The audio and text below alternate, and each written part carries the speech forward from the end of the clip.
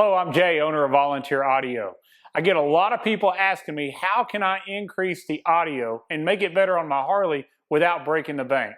Hang out as I go over all the options and why Volunteer Audio chooses to do things the way that we do.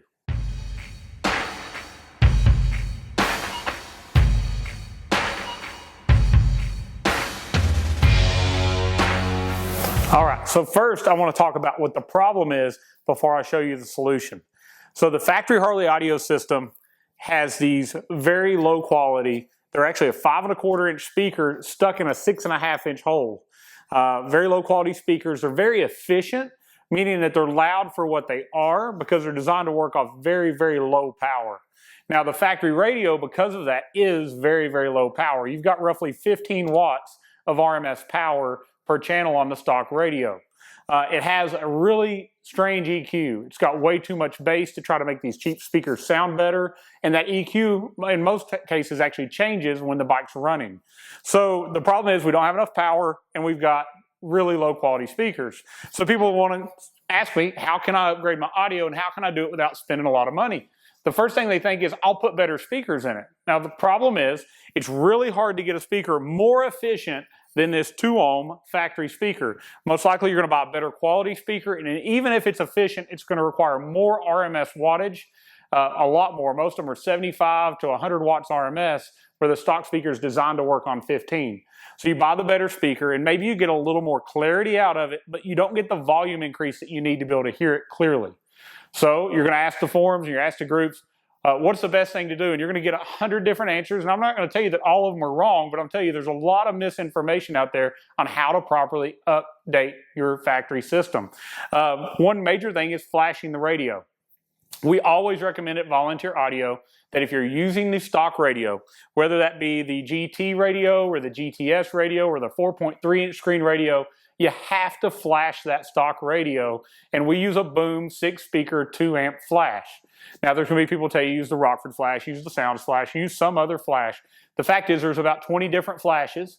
I know exactly what the flash that I'm telling you to use does. It does 4 key things that I need done all at the same time.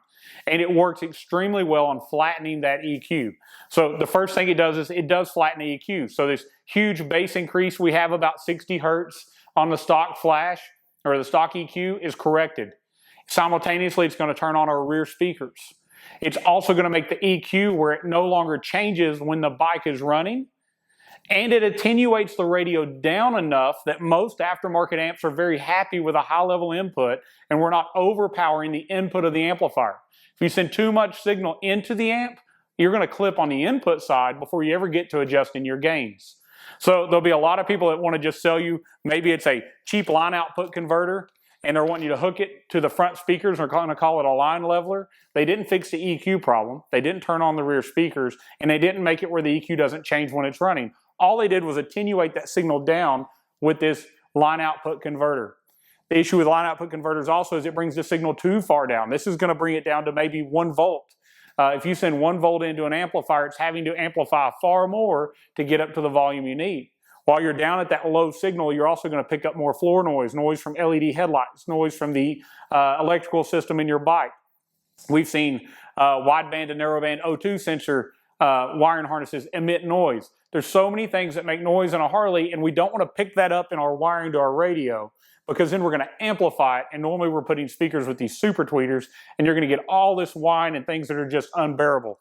So these are no-go. Don't use these at all, and always flash your radio. Now, other people are going to say, you have to have a DSP. Now, I'm going to tell you, Volunteer Audio builds rider bikes. We build quality systems that are meant to last years and years, and we're not overcomplicating them. Can I build a system that sounds great with a DSP? Absolutely. And I can correct that input signal from the radio with the DSP, but I'm going to use an RTA, and I'm going to use a lot of tools that you don't have at your disposal, along with years of knowledge on how to do it. Now, also, we find that DSPs are very prone to failure. They don't last as long as amplifiers and speakers in most cases, and I'm not going to add another layer of complexity to your install and another item to fail to cause you to be upset with the money you spent. I know I can build you an excellent system and leave the DSP out on a rider bike. We're not going to go active crossovers. We don't need time alignment. Everything is perfectly positioned between you. And I'm not going to sell you horn speakers that are so loud and treble that you have to turn down the tweeter to make the system sound good. So DSPs are not used in our system, and we've got a lot of reasons why. And I'm not telling you that if you're in competition, you probably can benefit from a DSP. If you're running active components and you've spent a whole lot more money in running multiple amplifiers, then DSPs are going to be needed. But your average rider who wants to tackle the problem where it's not loud enough, it's not clear enough, I can do that without a DSP. I can make your system loud enough that you can't hear the wind or engine at over 100 miles an hour. When we get to that point, I don't need you to just spend more money. I'm going to build you something that's quality, it's going to last, it's going to sound great, and you're going to be able to do this on your own. So the next thing is, there's going to be people that say, I've got you a system and it's, a couple $100 cheaper than anybody else. Normally it's mismatched components that aren't supposed to work together. It's also going to be an LOC. They're going to tell you don't have to flash the radio. They're going to send you some wiring, and they're going to tell you to figure out how to connect it to the amplifier. So now all the wiring's on you, and you don't have everything you need, but they're going to send you what you need to put your system in. This is a really nice T-harness that we sell, but even if you buy it from us, it's $150. You have to make all of these wiring connections. You have to know what you're doing. When you get done with that, you're going to need a distortion detector so you can set your gains on whatever amp it is correctly. I get a lot of guys that say, well, my last system at half volume, man, it was loud. Well, if your radio at half volume is super loud, somebody turned your amp up too much. We want to find the loudest point on the radio that's clean, and then we want to set our highest output portion of our amp at that point. Normally, that's going to be almost full volume. On a stock radio, it's 3 dots from full volume. On the SoundStream Reserve radio, I can send you all the way to volume 50. But the fact is, the loudest part is going to be with the volume turned all the way up. That's where we want it. You're going to turn it up higher than we tell you to. We know this. If I set it where full volume is half volume, you're going to go 3/4 volume, you're going to blow things up, and you're going to be upset. But that's what this does. It allows us to set the gains perfect so that when you reach those high volumes, your amp is not clipped, it's not sending distortion, it's not blowing the speakers, and it's going to last a very, very long time. One other huge misconception is RMS wattage. So most of the speakers we sell are going to be 100 watts RMS or less on our rider systems. 100 watts RMS is exactly what it says. It's 100 watt maximum RMS, not minimum. We don't want to take a 100 watt RMS speaker and send 200 watts RMS to it. It makes no sense. You're slowly, if not quickly, blowing up your speakers. So we don't want to put you in that position. We're going to match our amp for our speakers. The other misconception we hear all the time is you need at least 800 watts to have a loud radio. Well, if you're buying an amp that lies on the box about how much power it does, then you're probably going to need one with a huge number because they've inflated that. But if you've got one that uses CEA specs and they properly test their amplifier, you're going to find out that 75, 80 watts a channel is a tremendous amount of power on a speaker that's meant for 80 watts to 100 watts RMS. Some of the amp companies are actually playing with the results.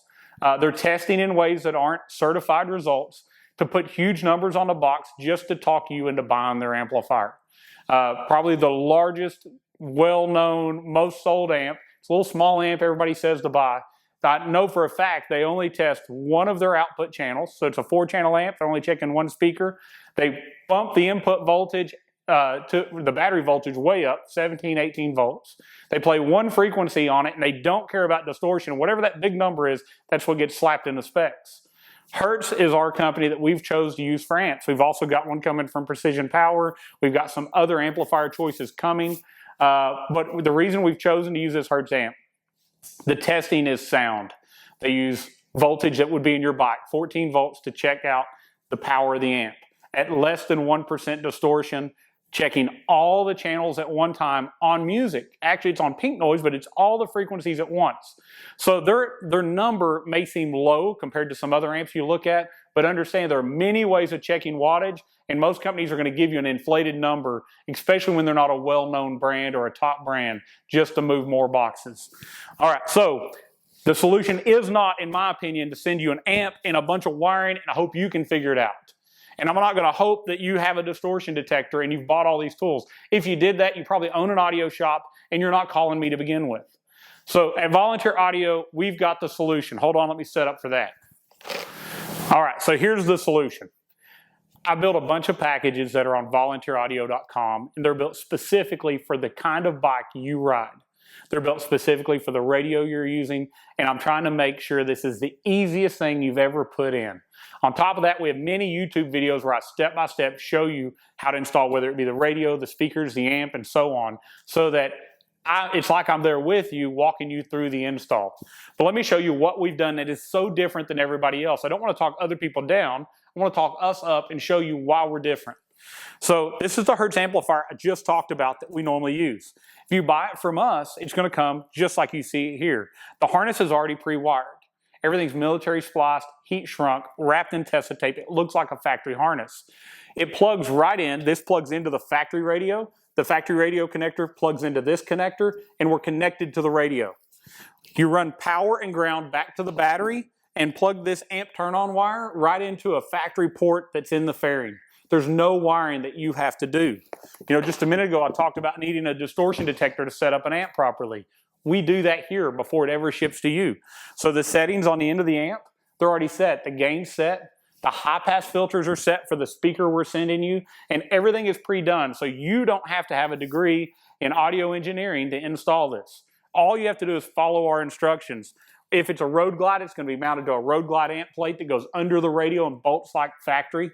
If it's a Street Glide, it's going to go right on top of the original radio, and we're going to send you what you need to secure it there.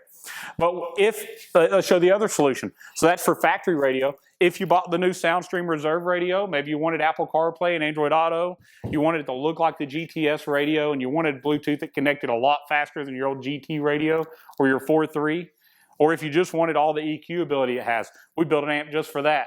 So same idea, plugs into the radio, plugs into the factory harness, runs back to the battery. Not even an amp turn-on wire to connect.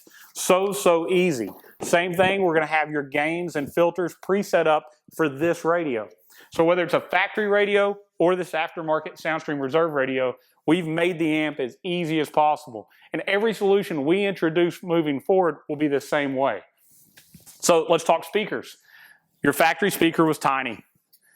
And the provision where it goes, in most cases, is small. In the Tour Pack, there's not a lot of depth. In your lowers, there's not a lot of depth. In the upper pods on a Road Glide, there's not a lot of depth. Many people will send you a speaker in some cheaper kit that won't fit. They'll send you spacers to make it fit, or they'll tell you you need to cut out the back of your pods.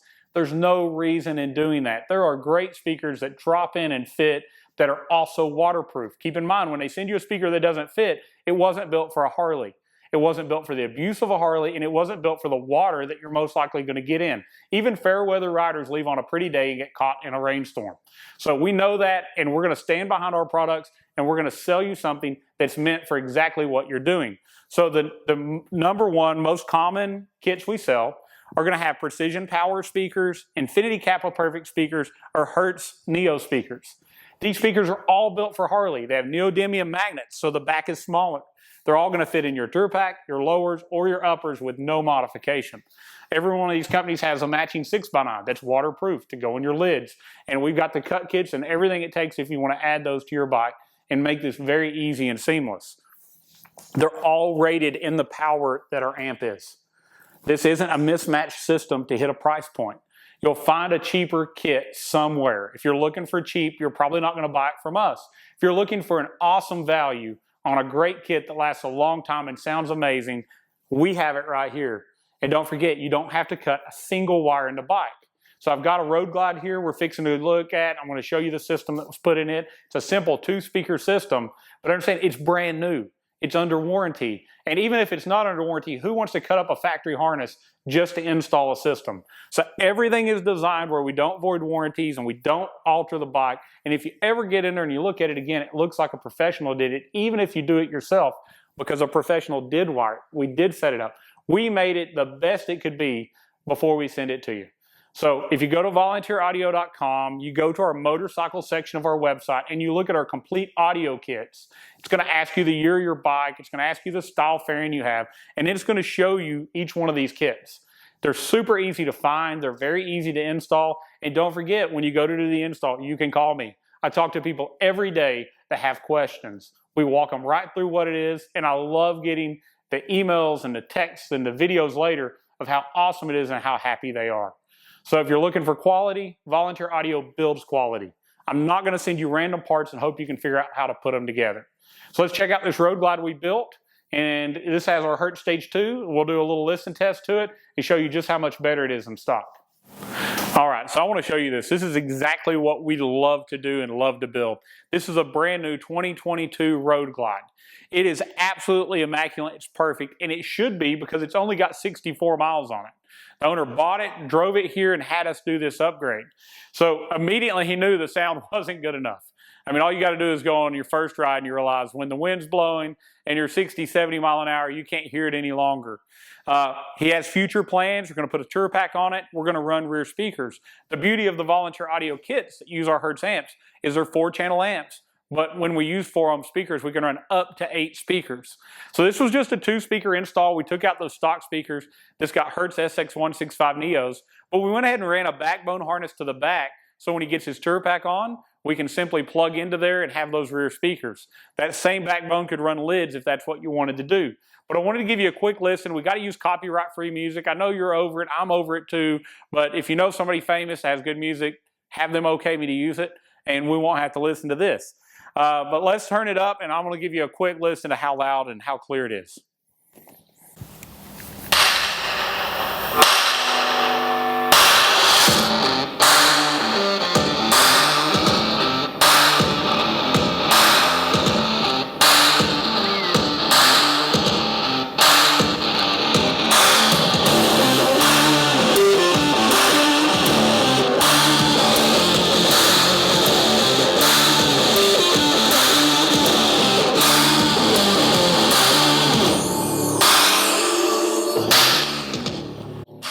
As you can hear, it is extremely loud, it's extremely clear, and the beauty of it all is it all bolted in factory locations. It plugged directly in, it's crystal clear, and I can go to the loudest full volume clear part of this radio, which is about 2 dots on this GTS radio, and everything works. Rear channels are already turned on because the flash we did that.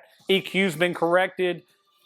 This is going to be a wonderful system for years and years to come, and we warranty this whole system for 3 years. If you buy our Precision Power Infinity speakers, it's 2 year. If it's Hertz, it's 3. But we got the best warranty in the industry. I know we have the best tech support. There's no doubt I know more about this than anybody you're going to talk to and get a tech call taken from. But buy one of our kits and you will not be disappointed. Please subscribe to our channel. Follow us on Facebook. Subscribe on YouTube. Share this information with your friends. And if you've already bought one of these and you're really happy with it, let us know. Leave a comment below. Post your own post on Facebook and tag us in it. We'd love to be part of it. But thank you so much for watching. I hope this answered some questions on what isn't right. So many people are telling you to do things the wrong way and why Volunteer Audio has chose to do it the way we do it. Thank you for watching. God bless, and I hope you have a good day.